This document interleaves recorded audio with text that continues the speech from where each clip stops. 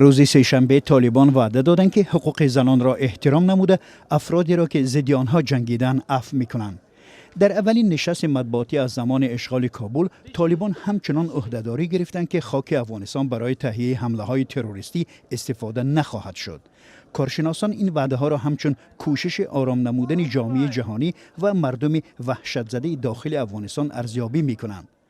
17 آگوست فرودگاه کابل بعد از تلاطم روزی پیش دوباره فعال شده پرواز هواپیماها برای انتقال خارجیان و همکاران افغانی آنها ادامه یافت.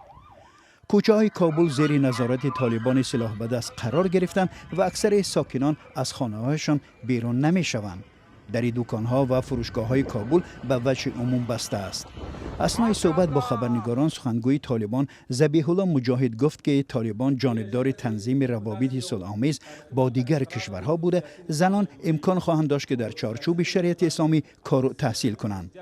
او افزود طالبان نمیخواهند نه در بیرون و نه در داخل کشور دشمن داشته باشند. اکنون کشورهای غربی باید در مورد معامله با این گروه آشوبگر اسلامی که طول 20 سال به نیروهای بین المللی مقاومت کرده است به قرار رسند.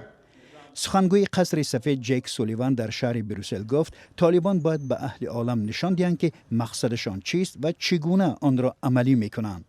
رئیس سیاست خارجی اتحاد اروپا جوزف بارل باشد ابراز داشت که طالبان افغانستان را زیر نظارت قرار دادند و اتحاد اروپا باید با آنها گفتگو کند.